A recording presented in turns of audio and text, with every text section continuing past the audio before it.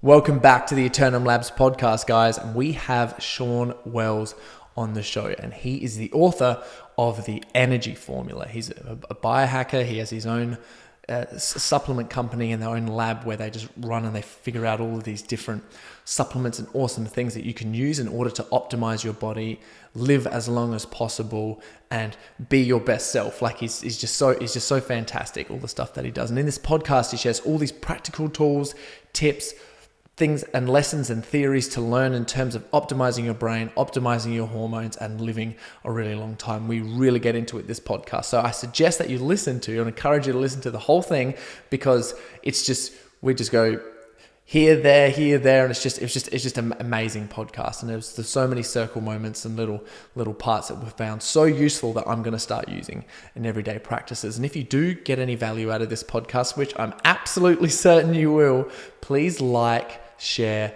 and subscribe. And as always, this podcast is brought to you by Eternum Labs, and you can find us on Eternum Labs AU on the Instagram. Please leave a comment. If you like this podcast or you're watching this video, please send us a message or please leave a comment. We'd love to know what you think. We'd love to learn, what products and stuff that you would like to see us have. And yeah, without any further ado, guys, if you head to eternumlabs.com.au and use the code Corey, Corey, you can get yourself a 10% off discount. How good is that? And yes, I hope you guys really enjoyed this podcast. I hope you have a little bit of fun with this one, because it was just great and absolutely so fun for me to have. And it's real good to talk to, a like-minded person who has similar interests and same goals, especially when it comes to performing, optimizing yourself, and living a really long and healthy life. So I hope you like this podcast, guys, and we'll see you in the next one. G'day, Shawn. Thank you so much for coming on to the show. Oh, thanks for having me. I'm excited to talk today. Yeah, which is really cool. Before we get started, what's something new that you have learned recently that you think is just awesome to share? Okay, I was literally just 3 minutes ago reading about dopamine reward mechanism is not the only reward mechanism. There was a new discovery of GABAergic neurons that are in the ventricle of the brain. It's about 30% of the actual reward mechanism. It's not just dopamine. So I was looking at, is there any way to affect these particular GABAergic neurons that you could also, because I don't know if you know, like we often hear about dopamine being like this negative thing, right? Like with TikTok and Facebook and Instagram and the reward mechanism, and like we're like hitting the like and the heart button and whatever, and we need to see the comments and what's my algorithm, and I got to keep scrolling and scrolling and scrolling. And there is an element of addiction to dopamine for sure, but dopamine can also enhance productivity. Dopamine can lift your mood, increase your confidence. So that's one of the reasons that it has some addictive nature to it. And you don't want to get into like this spiral like social media can potentially generate, but if you could lift dopamine for a period of time, it can be ideal. So I was just reading about this and seeing if there's any supplements that I could work on that would enhance this. So I already have an energy ingredient coming out that's dopaminergic, that enhances the dopamine response, as well as energy, and inhibits adenosine, similar to caffeine, but it goes far beyond caffeine by working on that dopamine mechanism.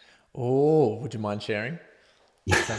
I actually can now. Like it's, I was just thinking of whether I could or can't, but like we've already filed 25 patents and we've already announced some of the studies. So it is called Paraxanthine. It's a downstream metabolite of caffeine. And if you know me, then I've already worked on patents and the ingredients T-crene and dynamine that are super successful. But this is actually really interesting because caffeine for about 2/3 of the population actually doesn't work that well.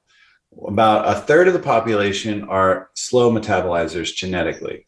And that means that they have like more brain fog, side effects, toxicity, I actually think part of this is, one, caffeine itself hanging around too long, which actually has some toxicity and not getting to the paraxanthine. But two, another metabolite besides paraxanthine that it can convert into that's semi-toxic and has a lot of side effects is theophylline.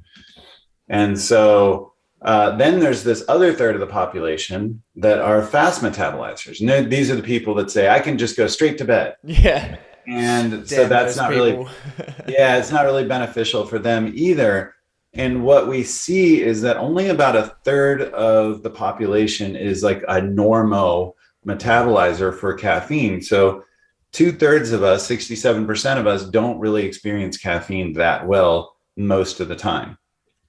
And what we see with paraxanthine is that is the one metabolite of caffeine that really has all of the energy, neurological lift, the cognitive benefit, the nootropic benefit that people are looking for from caffeine, without having to go through the metabolism issues and without having the other metabolites that have some side effects like theobromine and theophylline.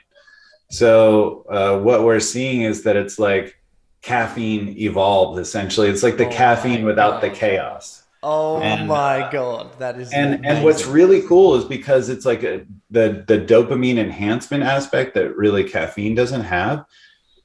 We get people that are like, I just feel like this confidence, this swagger. You know, people will go on stage and like they'll crush it, and they're just like, this is amazing.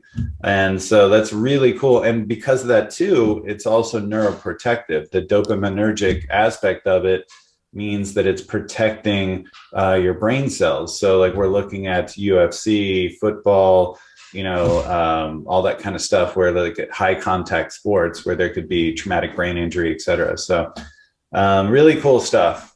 Yeah, that is really cool stuff. Oh my goodness. You just been on the podcast for 2 seconds and just throwing down all this fire.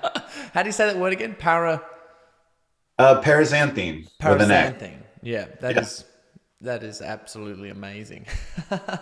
What would you suggest in general? Because I know like paraxanthine and all these other different supplements, one of the main reasons is to get people energetic and to get people, you know, optimized as possible. What would you suggest for someone who really wants to start upgrading their energy? Who's like, yeah, like I operate at a pretty good level, but I would like to take it up to another level. What are some of the things that you start suggesting them to do? For me, the paraxanthine is great for like just feeling optimized. It doesn't feel stimish. And I've experimented with tons of methylxanthines in this family. Like I said, patented T-crene and dynamine, and obviously worked with, you know, DMAA and all these different compounds. But paraxanthine feels like very clean. It just feels like you optimized. But on top of that, I look at doing mitochondrial enhancement supplements. So looking at things like CoQ10, PQQ involved in like the electron transport chain, looking at, you were just talking about before, NMN, you know, some people like NR. I think NMN is the better choice. So I like that. Like that's what you're carrying. Interestingly, I actually think the best choice per the data is 500 milligrams of niacin twice a day. And that's what I've been doing lately. It's intense, let me tell you. So for 30 to 60 minutes, you feel like your skin is on fire and tingling. It's called paresthesis. So it's not really for the faint of heart. It does subside with continued use, but it never fully subsides. And yes, you can get no flush niacin. There's nicotinamide and inositol hexanicotinate, and there's these forms of niacin that are no flush, but I don't feel like those actually have the same benefit. What's really interesting too is that in this one study where healthy men were taking this dose, it's a very large dose. Like, I mean, even at 100 milligrams, you feel the flush. So 500 is large, and doing it twice a day is not the best. But 8 times the level of NAD in the muscle and plasma that they saw with that dosing. So that's what I've been doing lately. And really interestingly, is that it also inhibits fat gain if you like go down the rabbit hole, and improves like dyslipidemia, inflammation, improves superficial blood flow at the venous level. And it's actually something I'm researching potentially for, like, if you're someone that does like red light therapy, that I believe like that flush, the tingle that is bringing blood flow to the surface could enhance the effect of the near and far infrared light. So Right. yeah, niacin, really cool if you can take it. And of course, like if you've done, one of the best ways to get NAD would be IV NAD, but that can take 3.5 hours, can get very expensive. One of the things, and even NR, NMN, or some of these other compounds can be very expensive. Niacin is dirt cheap, but again, and it's raising NAD because it's a precursor. But again, it's just, can you deal with the flush and the burn? So that's just something that you have to get over. But I do love all of those compounds. I've been playing with a variety of them, seeing what moves the needle. And then for other mitochondrial enhancement, BETA is one that I've worked on and put some patents around. So beta amino isobutyric acid. What's really cool here is this is the signal for intense exercise. So when you're exercising, you start catabolizing this BCAA, branched chain amino acid muscle pool. And you start breaking it down because you need fuel. It's one of the things that'll just happen. BCAAs are a fuel for your body when you're exercising intensely. And one of the BCAAs, valine, can convert into beta amino isobutyric acid, BETA. And this compound, when it's elevated, because your body knows that it's breaking down this muscle pool of BCAAs, is that it's a signal. Your body's like, whoa, we're intensely exercising.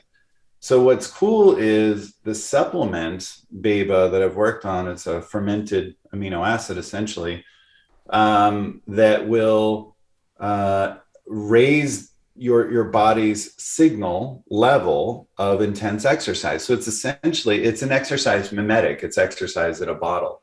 We've had compounds in the past like ACAR, GW 501516, I think is, anyway, cardarine, I think, is the GW one. Anyway, there's been some compounds in the past that are exercise mimetics, but this one is natural and is your body's actual signal for intense exercise. So what we see is when you elevate this level, it's like getting more reps or more steps out of all your exercise. It's like when you do 8 reps that you're doing 12 to your body. And so it's pretty incredible because BETA is associated with improved neuroplasticity, improved bone mineral density, improved muscle mass and strength, innervation, like reduced fat mass, improved glycogen storage and fatty acid utilization. And you can just go down the line, brown adipose tissue activation, etc. Basically, anything associated with intense exercise is associated with BETA. So enhancing BETA levels is ideal. So augmenting is something that I would recommend doing with that supplement. That is literally insane. And actually getting to brown adipose tissue, speaking of mitochondria, if your listeners know what that is, maybe they do or don't, but it's an area of research that's been hotly discussed. And there's only about 7 ounces of brown adipose tissue on your body. About 99% of your fat on your body is white adipose tissue. And what we found, and by the way, it's brown because it's mitochondrial dense. It's because the mitochondria have iron and all that kind of stuff. So these high energy, high impact fat cells are very unique. What they do is create heat. So when you're a baby, before you have the ability to shiver at 6 or 7 months, how you have thermogenesis, how you create heat to keep the baby warm and safe, to keep body temperature normal, is that it will activate these brown adipose tissue cells, and those will create heat. And we have now discovered that many people that seem to have like that ability to eat whatever they want and stay lean, that maybe it's because they have, one, more brown adipose tissue cells, and two, they're more activated or active. And so now it's become a little bit of a holy grail in medicine. One, how to increase brown adipose tissue cells or make them more active, or two, and this is an interesting one, how to beige white adipose tissue cells, how to like turn them more to that direction of being metabolically active. And there's a lot of research. Yeah, there's a lot of research heading that way. So there's an interesting compound, grains of paradise, is an herb that's similar to ginger, and it has some compounds in it, paradoxine. There's several compounds that are present in it, and what we found is that it enhances brown adipose tissue activation and function. So we're seeing that just with 40 milligrams once a day, there was over 100 calories additionally burned. So we don't even know if it's 80 milligrams, if it's twice a day, like what does it do? And it's non-stimulatory. It is thermogenic. It is like a spicy herb. But we see this same effect with some of the other spices, like cayenne, like ginger. Some of these compounds have very thermogenic effects on the body, and interpolating and extrapolating, like maybe they're affecting brown adipose tissue as well. We know grains of paradise does, but I think there's actually probably several that might. But these spicy herbs are known to increase your body heat, right? And increase your metabolism. So, cultures that eat more spicy tend to be leaner for this reason. They're burning more calories. Another insane fact. Make sure you get your spices in, people. I'd love to know, like, just from hearing you talk about all this stuff, what you sort of prioritize going through taking all of the natural subs, and then what you sort of go through, like taking all of the extra stuff. Like, what do you sort of do naturally versus what do you do, like taking any of the, made things? I go a little bit by intuition. I don't like the idea of, there's an aspect of exogenous versus endogenous. So what this means is endogenous means it's made naturally in your body. Exogenous means it's coming from an outside source, like you're consuming it or injecting it or, whatever. So think of like testosterone, that, men, when they have lower testosterone levels, get TRT, testosterone replacement therapy. They inject the testosterone, or they get the pellets or whatever it is, or the cream. And what happens is your body will stop producing the testosterone because it senses there's plenty around, and so it doesn't need to make it anymore. So one thing that and this happens, like if you look at medications, one of the ways that like most medications work is they block an enzyme. And in the short term, this works, but in the long term, your body usually finds a way, like, over, through, around that dam that you put in the pathway, essentially. Like think of like the dam in the river. Eventually the body's going to find a way around, over, through, whatever. And this is where like all the side effects and things come in, like in medications over time. That's why this idea works for a week, 2 weeks, 3 weeks, but like over time, it becomes very side effect ridden and is not ideal to eternally try and block a pathway that's natural to the body. Like you should change your habits. You should change like the way you're living your life over just, infinitely blocking a pathway. And so the thought there for me is that I don't like to just take something every single day, all the time, indefinitely. What I do is like I rotate through supplements. Sometimes I take what's called orthomolecular doses, very high doses, like yes, 60 milligrams of vitamin C prevents scurvy, but multiple grams of vitamin C can do a lot of other things, right? Like that's the idea of orthomolecular. That's where we're studying, what are the benefits of high dosing versus just preventing deficiencies. So all this to say is like, I go by some level of intuition to say like, right now with this level of stress, this level of training, this level of travel, this level of exposure to viruses and whatever, here's what I'm going to take today. And that varies from day to day. Like I really mix it up. And I feel like that's ideal. Like even when I want to take an adaptogen on a regular basis, like one day I'll be taking rhodiola, the next day I'll take ashwagandha, another day it could be ginseng. I just like to mix it up and keep it fresh to my body. Yeah, I really like that. What's been your experience like, before and after, like in sort of like your supplement journey? Like what was life like before, or even just like optimizing yourself? What was life like before optimizing yourself and now doing all these other things? Because I know it's not just supplements, you do like a whole range of things. So what do you think that journey's been like, or been the best for you? You know, I was always trying to fix myself because I thought I was broken. I fought like a lot of depression. I fought obesity, anorexia. Like I went from 300 pounds to 150 pounds. And at one point I was 220 pounds jacked and ripped. And, but I was orthorexic where I was eating, 8 times a day, working out for 4 hours a day, all that stuff, and it's just, I did a lot of biohacking along the way. And I've discovered all these hacks and tricks and supplements and pathways. And a lot of it was revolving around how to fix my broken self, is how I perceived it.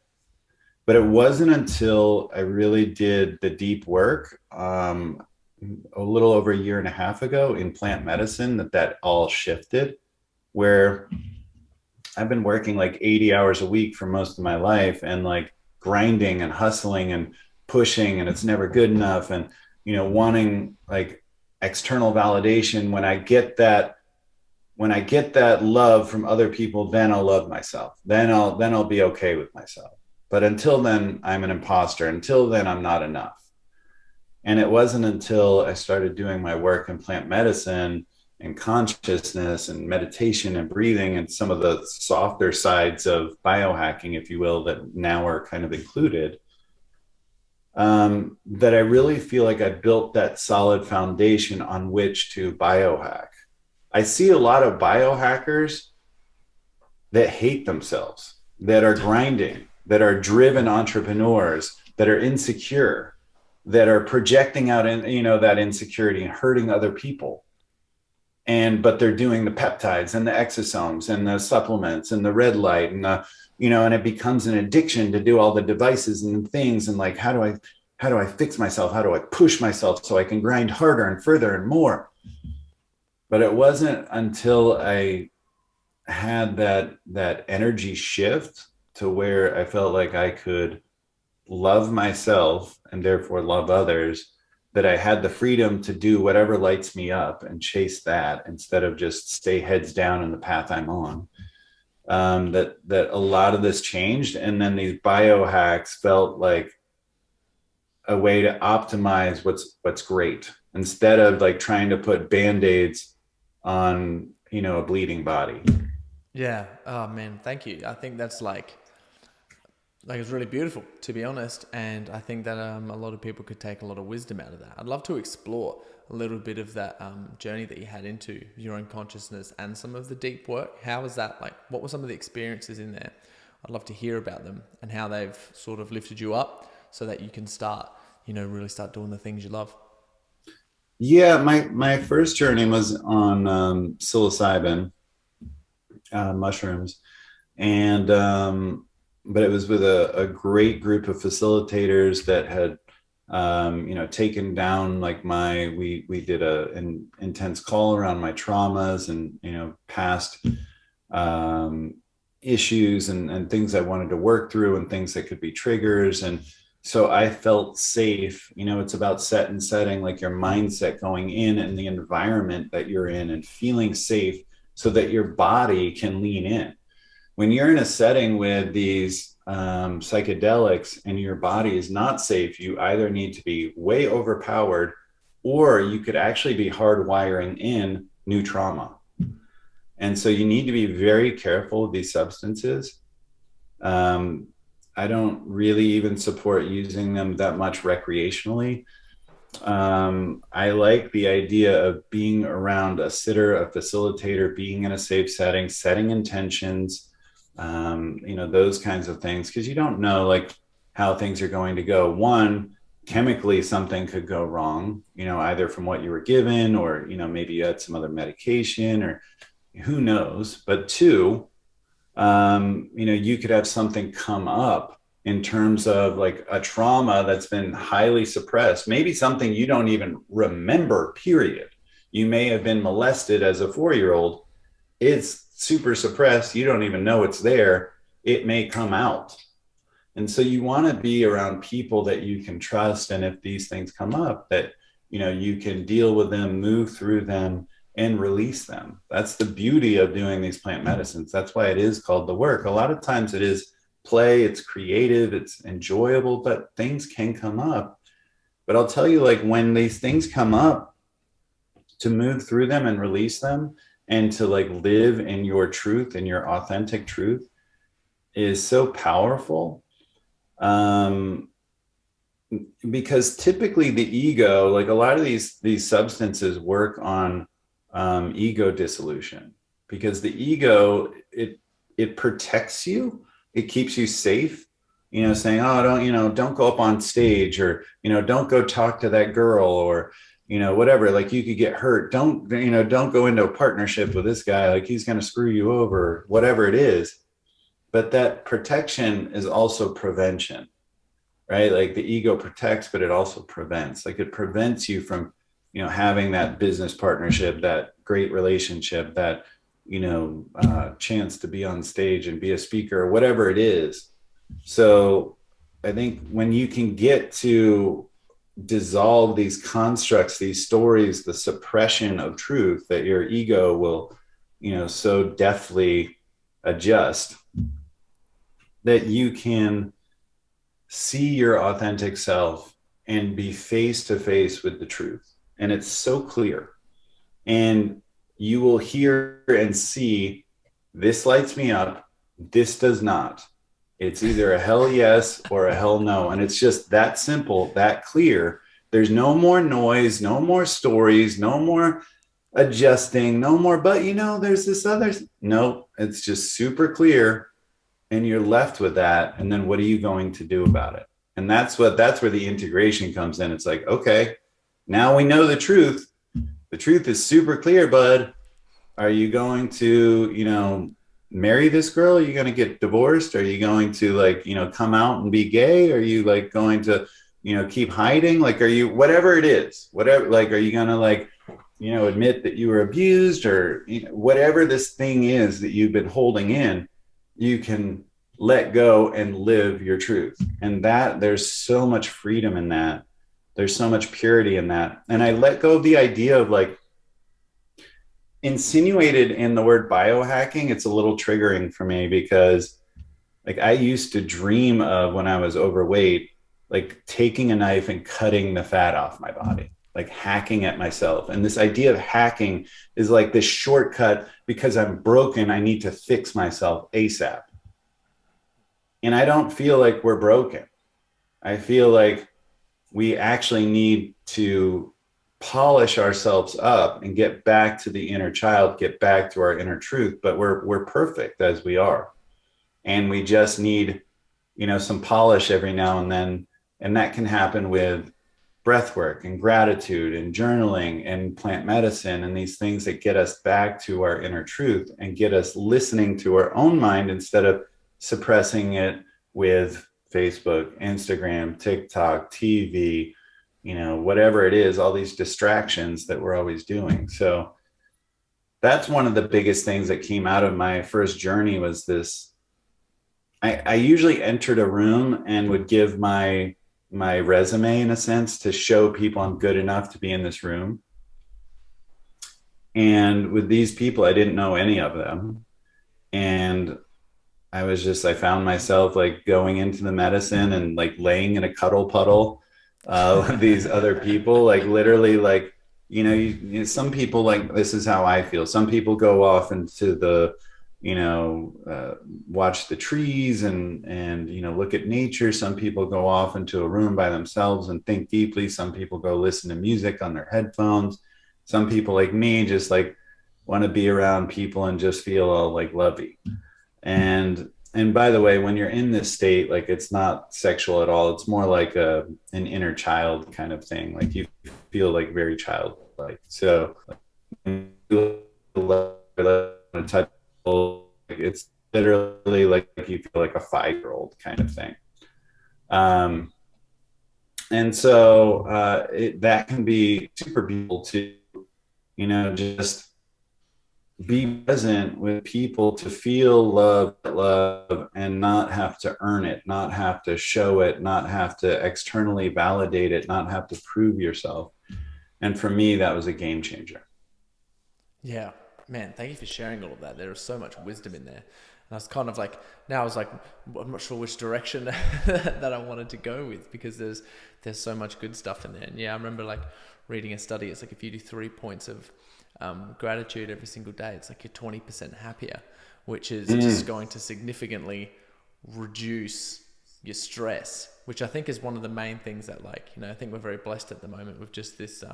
I find that it's just sort of like a lot of people that I talk to have had recently, maybe I'd say over the past 8 months, I think that the whole plant medicine world is just becoming more known, and it's really great that people are having real good experiences. I'm not saying that everyone does have good experiences, but it's good that people are having good experiences. And I realize that I think there's sort of like, because 2020, 2021, there's just so much stress going on all the time, that it's really good to have these things. It brings your stress down and it allows you to think, bigger, clearer, be more focused, and then do things that are better for you. 100%, totally agree. Like, I feel, I definitely get that it's the, last year and a half has been the pandemic, and people have been hurt and lost their lives and all those kinds of things. But during this time, I feel blessed that I got to pursue myself, and I got to go deep within myself, and the world stopped. And I feel like at that point, I was supposed to be traveling over 300 days. I was going to be at all these events, and I couldn't have stopped it in a way that would have been like that. And the way everything stopped, it allowed me to like take stock of what I was doing in my life. Is it actually lighting me up? Let me take a look at all these things, and then start doing this plant medicine work and feeling like I was getting to know myself, love myself. Like, it shifted everything. And then be around people that were consciousness driven versus just success driven. And that was a huge shift too. The people I had around me in these journeys, in these circles, really shifted my awareness and consciousness. Yeah, crazy. So how do you like deal with stress, especially now? Like, what are some of the biggest like takeaways that you think that, people who are listening could do, use, or understand, or be aware of in terms of, stress management and figuring it out? Well, the whole book, really, the energy formula book is really revolves around resilience. And resilience means your ability to take on stress. Like, we love people like, I don't know, Tom Brady or Michael Jordan, or, whoever these people are that seem cool and calm under pressure. And it's because they have a large, what's called allostatic load. It's a stress bucket, and it's your capacity for stress. And some people have smaller buckets and larger buckets. And so we're either easier to kill or harder to kill based on the size of that bucket. There's also a bell curve that has the ideal amounts of stress. So on the left side of the bell curve, if you can imagine that, is eustress, EU stress, a positive stress, a hormetic stress that helps us grow stronger, grow more resilient. Then in the middle, there's a sweet spot of kind of the right amount of stress and the ultimate amount of adaptation. That's called the oh gosh, I'm blanking on the The zone. something. It's the something zone, and I'm blanking on it right now. It's the sweet spot, essentially. Yeah. And then on the right side is distress. So that's a negative amount of stress that's actually hurting the body, that's causing harm to it. Now, if you think of like HRV, heart rate variability, I mean, that's essentially the same idea. It's like a metric that can show you're ready to train or not. And so when you're not ready to train after you're overtrained, that would be like that you did some degree of distress and you need to let your body heal, rest up so that you're ready to train again. Now, the things that could help with that, certainly supplements, things like adaptogens, like I mentioned before, ashwagandha, rhodiola, ginseng, maca, these kinds of compounds help the body be more resilient. And that's why we see them enhance nootropic function, enhance blood sugar, blood pressure, sleep, strength. And people are like, wow, these things enhance everything. They really do, because they're optimizing your body and its capacity for stress. Beyond that, there's certainly, going back to psilocybin, what's really interesting is microdosing psilocybin. There's definitely effects on anxiety and stress management. It seems to enhance your capacity for stress and reduce anxiety. And microdosing means subperceptual levels. So this means it's not having any type of psychedelic effect. This is literally like, let's say a journey dose is 2.5 grams. We're talking about 100 milligrams. So 1/25th the dose. And you're only doing it twice a week for maybe 8 weeks. And there's been a lot of benefit to microdosing, and a lot of research is going into that you don't need to necessarily do these journey doses where you have these pivotal breakthroughs. I mean, those are great, but you can get a lot of the anxiolytic benefit, the reduced stress from doing the microdosing. And then beyond that, some people get benefit from the cannabinoids, CBD, THC. Delta 8 is like a variant of THC that's legal in some places where THC is not. But what's interesting is the endocannabinoid system is called the master regulatory system, the master regulator system, where it basically controls like mood, pain, inflammation. It's controlling so much. And like we see like that, there's doctors that specialize in the circulatory system and the cardiovascular system and in the musculoskeletal system or whatever it is, but I don't see doctors specializing in this master regulator system of the endocannabinoid system, which is crazy. So there's a lot of research going into that now, but there's a lot that's not known about it. And we do know that CBD and THC do have some benefits. And now we're seeing people explore CBG and CBA and CBN and some of these other cannabinoids that all seem to have different impacts for different people on stress and on feelings of wellness and mood enhancement. Yeah, and there's just so much there, and there's just so much to keep on top of as well, because there's so much coming out, and there's sort of like all these different extracts and crazy things. And thanks for that explanation there. What do you think? I'm super curious for this. What do you think the link is between like health, fitness, supplements, taking care of yourself, and entrepreneurs and entrepreneurial type of people? Health, fitness, and eating right with entrepreneurs, like why they don't do that? Is that what you're saying? Or why they like... What's the link? Sort of like why they should be focusing a lot of energy on those things. And like, why does, because I find that a lot of entrepreneurs do, or they want to, or they don't know how, or they're trying to get clear on some stuff, and they sort of like dive in a little bit. Sometimes some are resistant. They're like, I don't need to take care of this. I'm just, 80-hour weeks. I was like, what do you think like the link is between those things, including supplements and like energy enhancements and mitochondrial enhancements and stuff like that as well? Yeah, I feel like, one, you feel like it's I don't have time for a lot of that stuff. A lot of these people certainly say that when you're working so many hours. But there's the idea that's become clear to me that like we are often giving from our cup. And go back to maybe even thinking of the bucket, the allostatic load bucket. We're giving from the bucket, right? And we're getting drained from that. But what would be more ideal is that we're giving from the overflow of our cup, because we have plenty of self-care and that we can show up fully. When people are like, oh, like you got to show up, it's obligation, it's it's need, it's I need to be there because I'm expected to be there. And that's what a good person does, is sacrifice. And if you think about that idea of like grinding and sacrifice, and you're showing up halfway, you're showing up heads down. And yes, you're showing up, but I would rather show up less, but show up in my full greatness, show up 100%, show up passionate, lit up, and wanting to be there.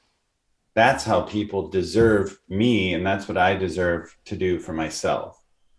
I don't want them to get a halfway version of me. And so a big part of self-care is certainly exercise and moving our body.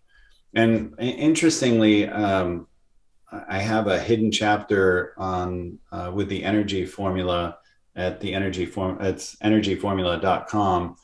And that's free, is this hidden chapter on natural movement. But there's really interesting data on moving your body throughout the day is more effective than going to the gym for an hour and being sedentary the rest of the day. It's called exercise snacks.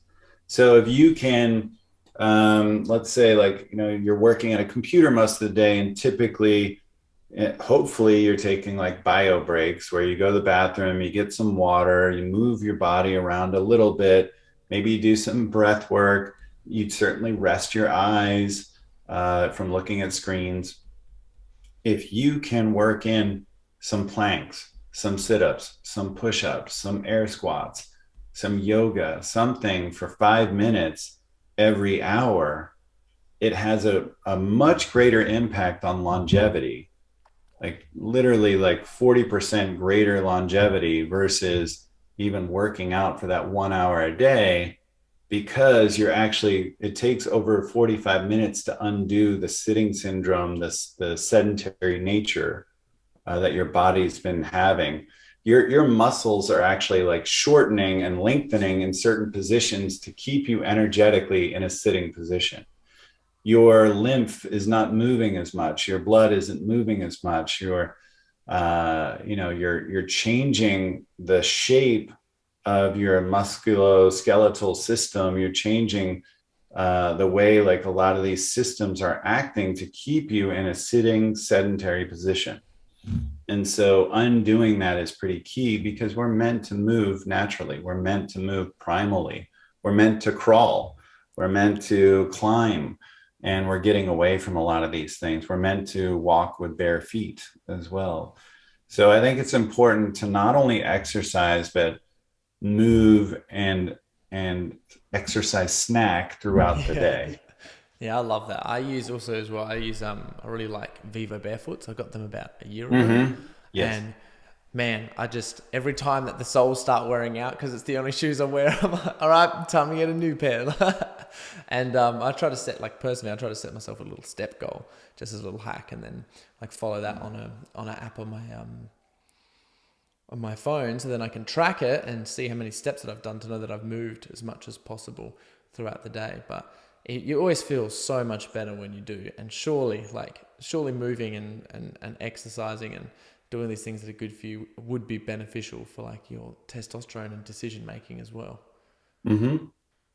Yeah. Do you know anything about that? Do you know anything about like how to like get your testosterone really well and improve your decision making?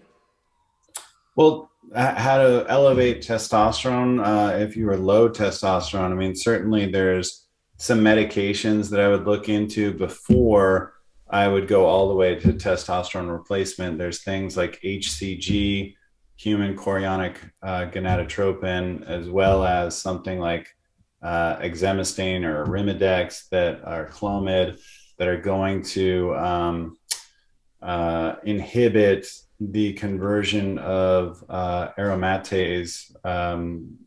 It's going to inhibit the aromatase enzyme converting testosterone to estrogen. So you're going to naturally lower estrogen levels, enhance your testosterone levels. Also looking at things that enhance free testosterone. A lot of testosterone can be available but bound by something called SHBG. So if you increase free testosterone, it's not necessarily just about total testosterone levels. It's actually free testosterone that matters the most. The experiential testosterone. So there's actually some herbs that do that. One is stinging nettle. So that's one to look at that increases free testosterone. And then I would also look at something called D-aspartic acid on occasion, and that will increase the luteinizing hormone and follicle stimulating hormone, LH and FSH, that can lead to being more reproductively active. And then, lastly, going back to the adaptogens and just reducing stress, doing hormetic stresses like cold plunges and fasting and red light saunas and taking adaptogens, all of these things are going to enhance your testosterone levels as your allostatic load increases. Another thing on top of that is testosterone is cholesterol based. And so when you increase your fat intake, you tend to increase your steroid hormone levels naturally. So being on like a ketogenic diet, a high fat diet, is going to naturally increase these steroid hormones, including testosterone. Yeah, insane. I know you're a real big proponent of the keto diet. What are you most passionate about at the moment?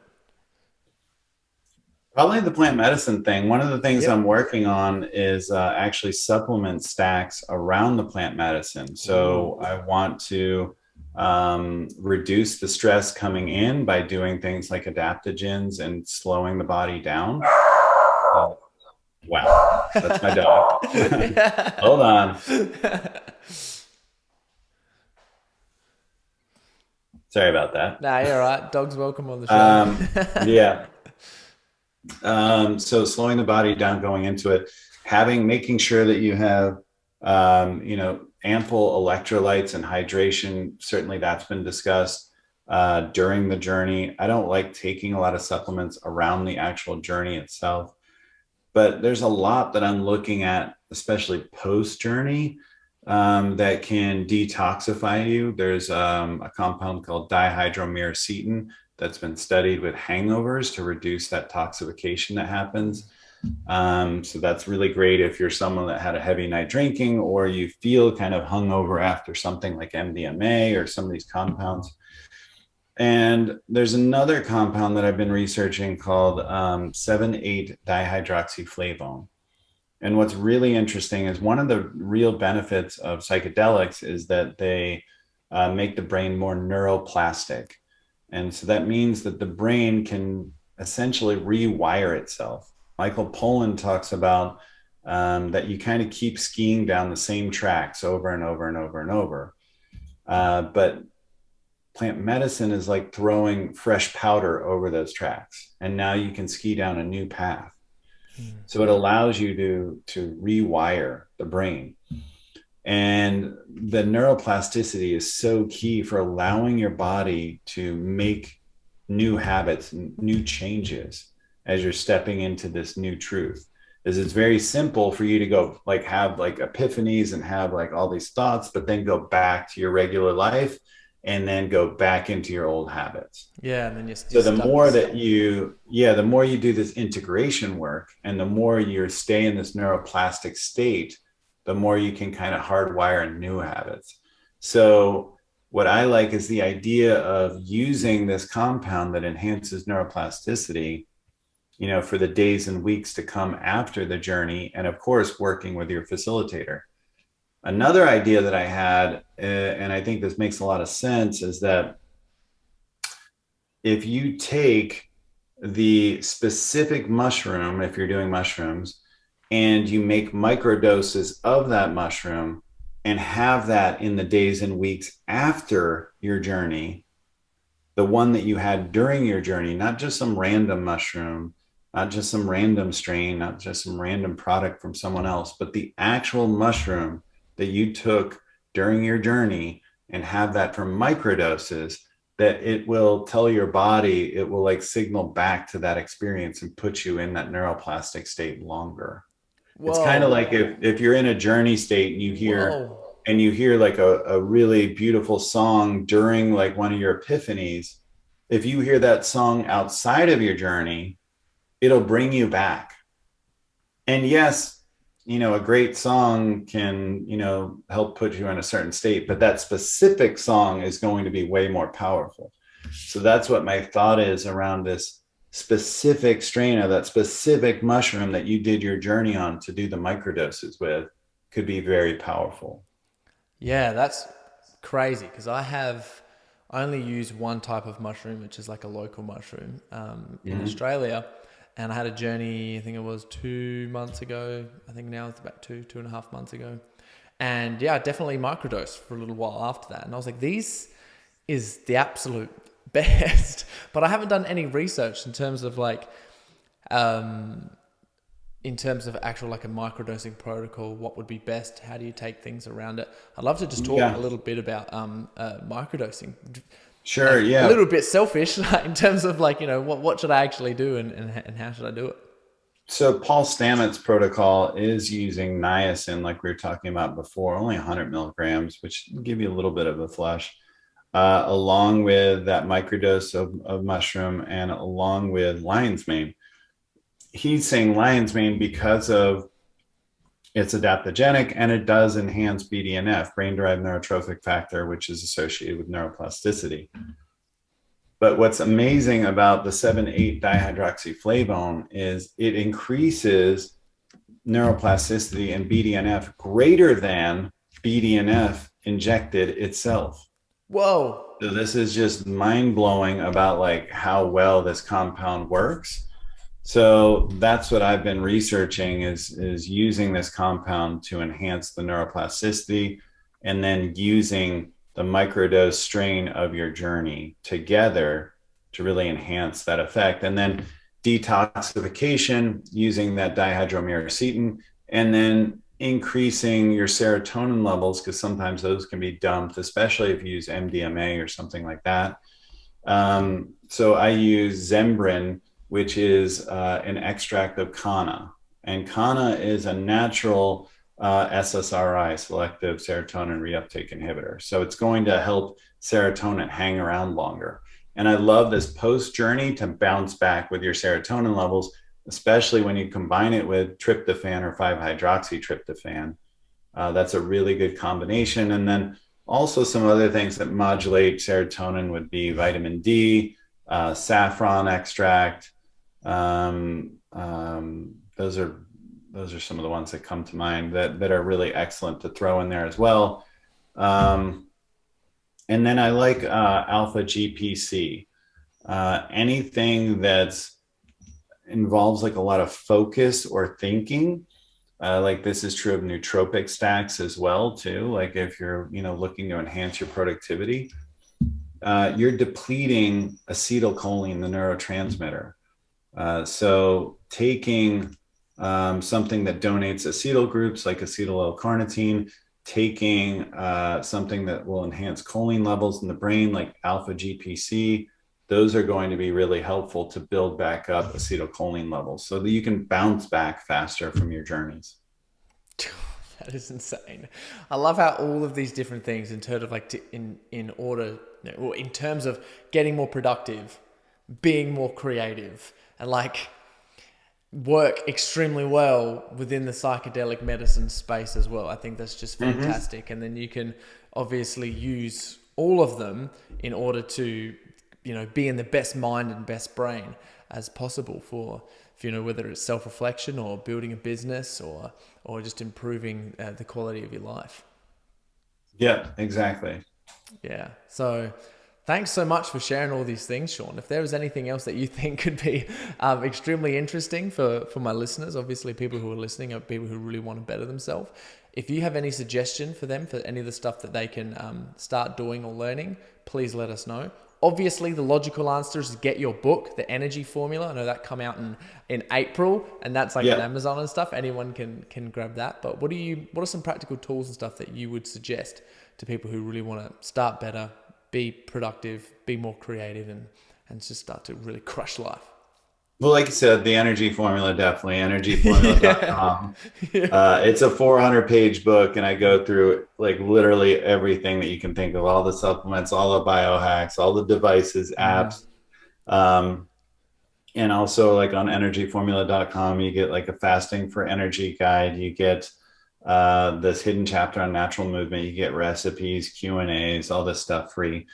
And I have an Audible version that is my voice, a hardcover that's 400 pages, full color, every single page, with 60 Nice. diagrams. And then there's an ebook.